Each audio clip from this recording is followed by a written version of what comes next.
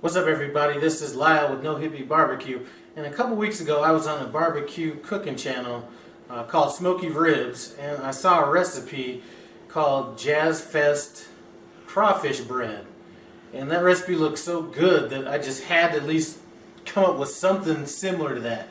Now, I don't have crawfish, and no, I'm not going to spend that much money to ship. Crawfish is not going to cost me more than lobster, so I'm going to go ahead and do what I could do with what I have out here. So I'm going to do my play on what his video was, and hopefully it'll turn out like half as good as what his looked like, because his was like out of this world.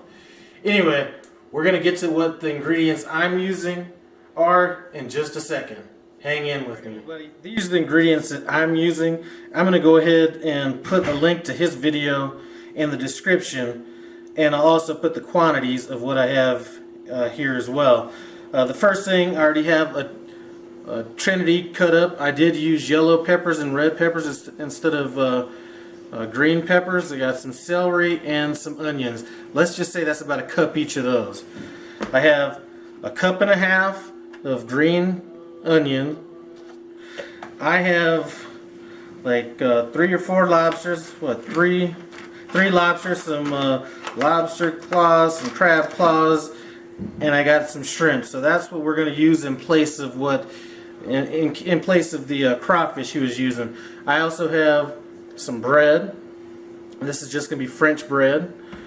I am using Monterey Jack cheese, which is different than his recipe.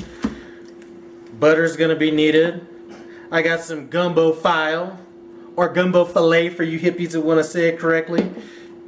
I got some Cajun spice, mayo. I got the olive oil mayo, and I am rolling with some Dijon mustard and garlic. So those are going to be our basic ingredients. We may add a few things here and there, you know, as far as spices go, but this is pretty much what I'm going to be working with. So I'm going to go ahead and get cracking these crabs and getting this shrimp and everything out of the shell, and we will pick it up then. We are back, and I have about a half a stick of butter going in here, and I didn't get as much out of this seafood that I wanted to, so I'm about to cut this in half.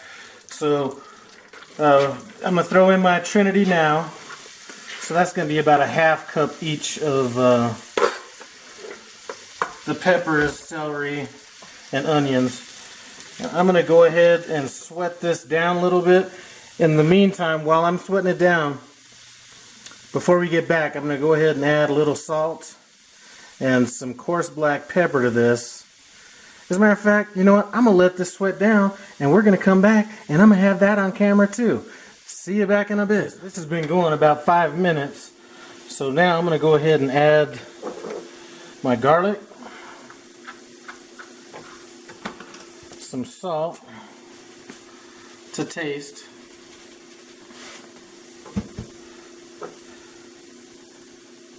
I'm using some powdered thyme, but if you have fresh, that's going to always be better. Some coarse black pepper,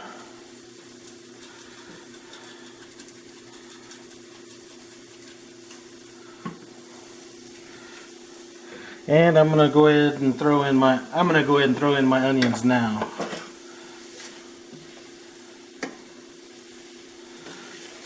I'm going to go ahead and let this go for about another 3-4 minutes, and then it's going to be time to throw in the actual seafood. So we'll be back then. Alright, y'all, so I've had this going for a good 5 minutes. Now it's time to actually add the my seafood mixture.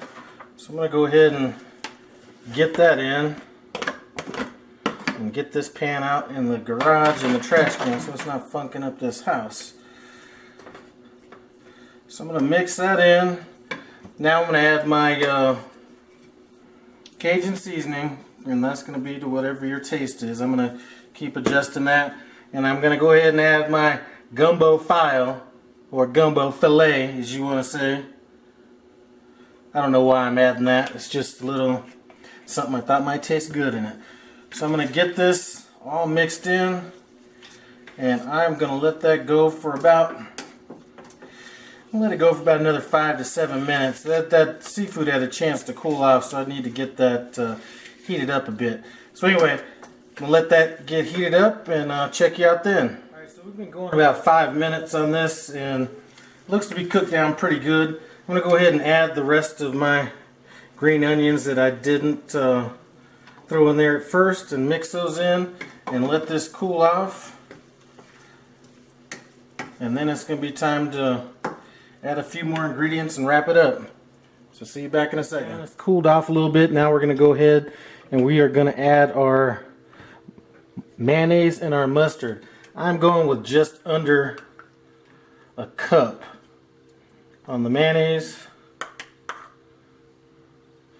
and just under a third of a cup on my Dijon mustard.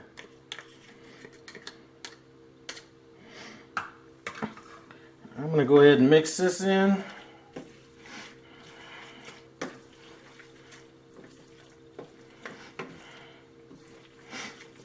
Now hopefully this is going to turn out as good as my man at Smoky Ribs.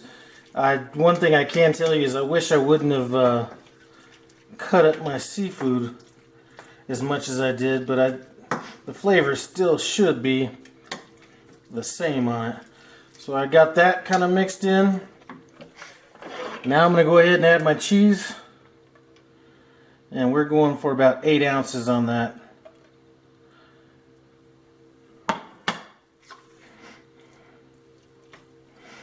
And we are going to mix this in and let that kind of absorb in there and melt down.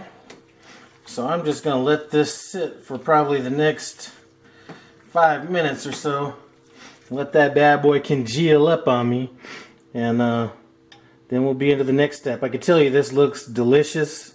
I don't know, I'm sure that if you're watching my channel, you've probably seen Smoky Ribs, but if you haven't, check him out. I'm going to put a link to the video that he did on this in the description, and I'm going to go ahead and add some more cheese because you can never go wrong with more cheese, right? I'm going to put a link to his video in the description, as well as in the direct video, so go check him out if you haven't, and we should be good to go. I'm gonna let that kind of melt down, and then it's gonna be time to start building some sandwiches. So it is time to get this sandwich made up, and one thing that I did do was I did kind of hollow out a little bit in here just to increase the goodness that's gonna go in this thing. So I'm going to go ahead and start filling this.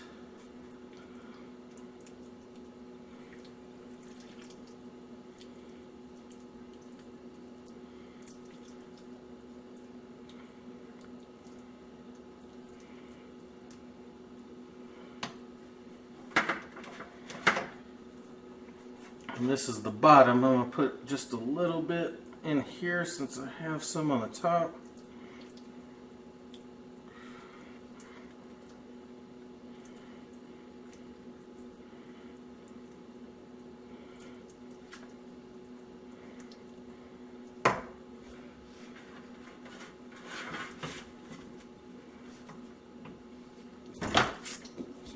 Alright, so we got that done.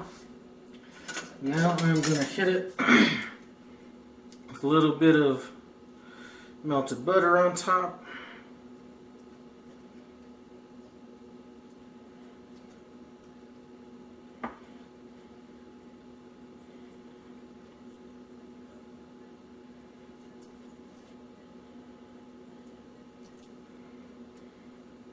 Alright, so that looks good to go.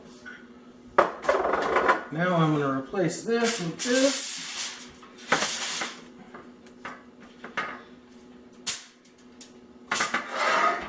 And I'm going to wrap this bad boy up tightly. Sort of like when I was at Burger King.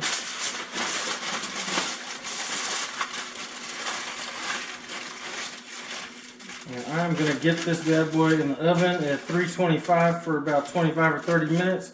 And it'll be time to eat. Bad boy came out of the oven. I let it cool down just a little bit. I'm just gonna I'm going to cut a little of this corner off just to, because I could tell that that's, set that to the side.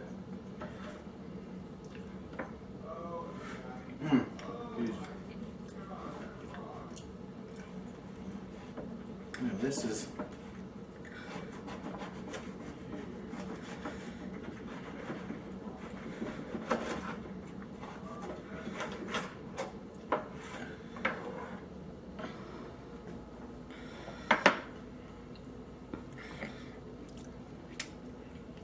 right. So that's what I'm talking about. I could let it cool a little bit more, which is probably what I should do, but I'm gonna go ahead and take a taste of this right now.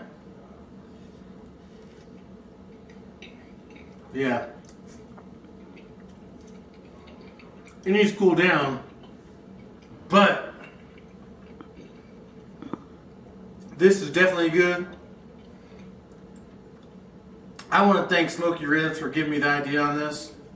I did change it up a little bit, but I think that this is and this might be one of the best sandwiches I've ever had.